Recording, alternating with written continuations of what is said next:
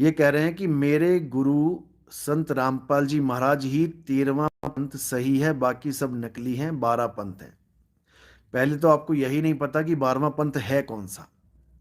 12वां पंथ गरीबदास जी का पंथ है। तो आप कहना चाह रहे हो कि गरीबदास जी का पंथ नकली पंथ है, और गरीबदास जी जो रामदेवानंद जी हुए हैं वो भी नकली हैं, क्योंकि गरीबदास जी का पंथ ही नकली है, काल का पंथ है। अब काल का पंथ है तो उसमें से जो निकले हैं रामपाल जी महाराज, तो फिर रामदेवानंद जी के शिष्य रामपाल जी महाराज भी नकली हुए, क्योंकि उसी में से निकले हैं। अब आप लोग कहते हैं कि रामपाल जी महाराज को सन 1997 में परमात्मा मिले। अब अच्छी तरह सुन लेना, बार बार नहीं सुनाया जाएगा, ये आपको अच्छी तरह समझ लेना। रामपाल जी महाराज कहते हैं कि मुझे 10 का नोट दिया परमात्मा ने 1997 में। तो मुझे आप ये बता दें कि रामपाल जी महाराज को जो परमात्मा मिले वो किस रूप में मिले।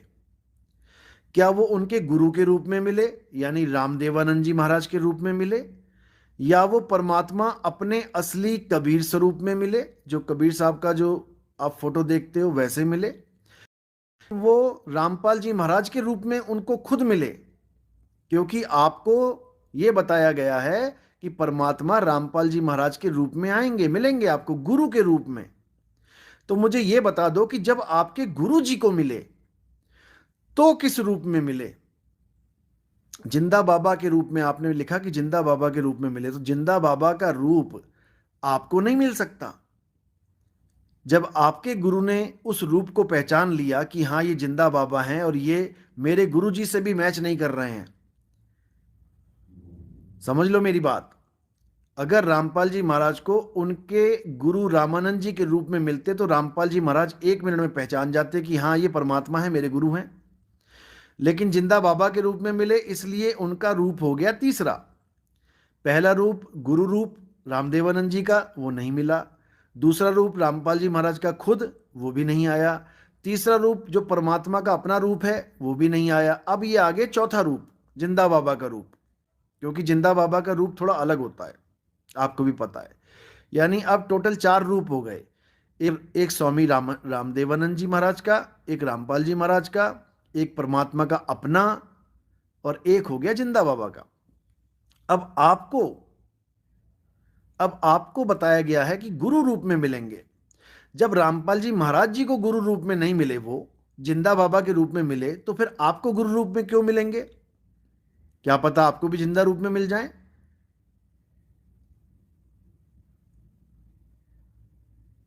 उन्हें सतनाम और सारनाम देने का अधिकार देने को बिल्कुल नहीं। समझ लो अच्छी बात, फिर से समझ लो अच्छे से। जो रामपाल जी महाराज सतनाम देते हैं, जिसको कहते हैं ओम सोहंग, वो सतनाम है ही नहीं। आप कबीर सागर पढ़िए। कबीर सागर की अगर पहली लाइन, पूरे ग्रंथ की पहली लाइन रामपाल जी महाराज ने समझ लेती, अगर वो समझ लेते, तो इतनी भीड़ आज ओम सोहंग को सतनाम मान के ना बैठती। कबीर सागर की पहली लाइन सुन लीजिए क्या है। अगर आपके पास कबीर सागर है तो उसको देख लीजिए। कबीर सागर में लिखा है, सत्य नाम है सार, बूझो संत विवेक करी, उतरो भवजल पार, सतगुरु का उपदेश यही। समझे? सत्य नाम है सार, यानी जो तुम्हारा सतनाम है वही सार शब्द है, ये अलग अलग नहीं है। अरे भाई, जो मैं समझा रहा हूं वो समझ लो। कबीर जी कहते हैं ओम सोहम मंत्र दो ही, हमें पता कि ओम सोहम क्या है, चिंता मत करो, वो भी समझा देंगे। आप मुझे 9256111007 पे मैसेज करें, आपको ओम सोहम का खुलासा करवा देते हैं कि क्या है ओम सोहम। ओहम काया मर मर जाए, सोहंग फिर गोता खाए, गरीबदास जी की वाणी है ये। अभी आपको नहीं समझ में आएगा ये ओम सोहम क्या है, ओम तत् सत असत क्या है, क्योंकि अभी आपको ओम तत् सत तक का ही ज्ञान दिया गया है। ओम तत् सत असत ये गीता का ज्ञान है।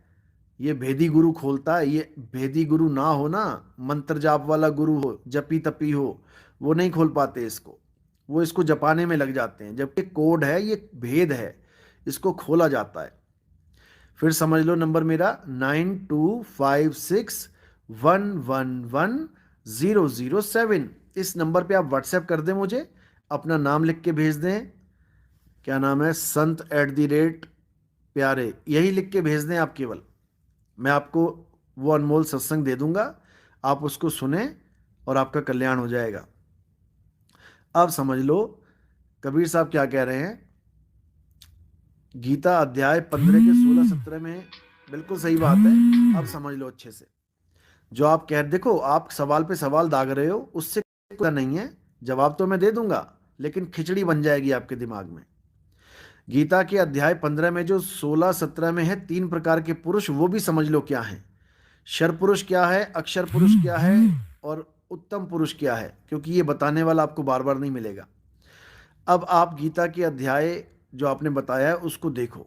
उसमें क्या लिखा है कि हे अर्जुन, सब जीवों का ये शरीर यानी ये पंच भौतिक काया, ये शर है यानी नाशवान है, और इसमें रहने वाला जीव अविनाशी है यानी अक्षर है।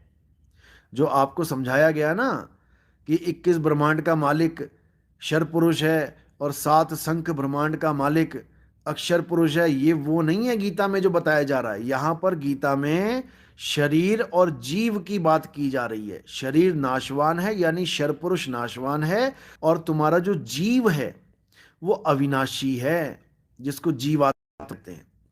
इसी को बोला है ईश्वर अंश जीव अविनाशी। समझे? तो अविनाशी जीव नाश में रहता है, इसलिए ये ओम सोहंग है। ये काया और जीव ही ओम सोहम है, ये मंत्र नहीं है। अच्छी तरह समझ लो। ओहम काया मर मर जाए, सोहंग फिर गोता खाए। यानी ये काया जब जब मर जाती है, खत्म हो जाती है, ये जीव को अपना घर नहीं मिलता, कहाँ जाए? दोबारा फिर मां के गर्भ में गोता खाता है, फिर एक शरीर धारण करके आ जाता है। अच्छी तरह समझ लो इसको। संत प्यारे पुरुष जी, ये दोबारा नहीं बताएगा कोई आपको। मंत्र जपाने वाले बहुत मिल जाएंगे, और आपके सारे मंत्र मुझसे सुन लो क्या क्या हैं। सार नाम से लेके सार शब्द तक सुना देते हैं आपको। जो आप फॉर्म भर भर के अब 4 बार में दीक्षा देने लग गए ना आपके गुरुजी। पहले 3 बार करते थे। यानी प्रथम दीक्षा, पहला मंत्र ओम कलियम हरियम शरियम सोहम सत्यम, ये वाला। उसके बाद सतनाम यानी ओम सोहंग, सांस बाहर छोड़ी तो ओम, सांस अंदर ली तो सोहंग। उसके बाद सारनाम। सारनाम के नाम पे क्या देते हैं? ओम बाहर छोड़ा, सोहंग अंदर लिया, और साथ में सत्य कबीर। तो क्या बन गया? ओम सोहम सत्य कबीर, ओम सोहम सत्य कबीर, ओम सोहम सत्य कबीर। सब नकली माल है ये, जाली माल है ये, 52 अक्षर है। अब सार शब्द के नाम पे क्या देते हैं ये भी समझ लो। ये किसी ने मुझे बताया नहीं है कि तुम कहो कि किसी से पता कर लिया। ये 2010 में खोला था मैंने ये। इनका सार नाम, इनका शब्द 2010 की बात है ये। तो इनका सार शब्द क्या है ये भी समझ लो। इनके सार शब्द में केवल सत्य कबीर में आ का डंडा लगा देना है, हो गया सार शब्द। ओम सोहम सत्य कबीरा, ओम सोहम सत्य कबीरा, ओम सोहम सत्य कबीरा, ओम सोहम सत्य कबीरा। सारी उम्र इसे जपते रहो और गर्भ जून में पढ़ते रहो। काम खत्म, जन्म बर्बाद, मनुष्य चोला खत्म, काल की बाजी में फंस गए, माया के जाल में फंस गए। क्यों? क्योंकि ये सब 52 अक्षर हैं। 52 अक्षर जीव आधारा, आदि अक्षर जीव भ्या से न्यारा। 52 के जंजाल में अरे फंस गया ये संसार। सिमरन 52 का करे, कैसे लागे पार। बिल्कुल निकल जाओ इस 52 के चक्कर से, बिल्कुल। 52 को तो कबीर साहब ने खंडन कर रखा है। कहत कबीर सुनो रे संतों, साहिब शब्द का अर्थ चेतना कहते हैं कुछ प्राणी, कि सूरत चेतना में समाएगी। सूरत चेतना में समाएगी, क्या बात है। अरे सूरत ही चेतना है। चेतना कह लो, सूरत कह लो, एक ही बात है। चेतना आई कहां से? चेतन से। सूरत आई कहां से? शब्द से। आप ये बता दो कि संसार किसने रचा है, हम बता देंगे तो तुम्हारा दिमाग खराब हो जाएगा भाई। सत्संग सुनो। 9256 111 007, इस नंबर पे मैसेज करो। बड़े प्रेम से सत्संग सुनो, निष्पक्ष भाव से सत्संग सुनो, समझे? कबीर साहब कहते हैं, रहना नहीं देश बेगाना है, ये धरती कागज की पुड़िया, बूंद पड़े घुल जाना है। ये धरती झाड़े और झाखड़, ये संसार झाड़ और झाकड़, उलझ पुलझ मर जाना है। और कहे कबीर, सुनो भाई साधो, सतगुरु नाम ठिकाना है। समझ लो। कबीर ज्ञान भाई, वस्तु क्या है? वस्तु ही है जो भी है। वस्तु के अलावा ये मंत्र जंतर सब झूठ हैं, तंत्र मंत्र सब झूठ है, इनमें न भर में कोई। और सार शब्द जाने बिना कागा हंस न होए, सार शब्द ही वस्तु है। सार शब्द एक वस्तु है, सौदा कर भाई। नाम मत जब सार शब्द के नाम पे, उस वस्तु का सौदा कर। वस्तु अमोलक दी मेरे सतगुरु, कृपा कर अपनायो।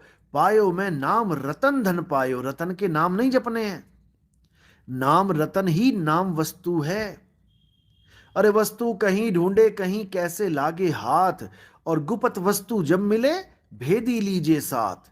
और भेदी लीना साथ में दीनी वस्तु लखाए, और कोट जन्म का पंथ था पल में पहुंचा जाए।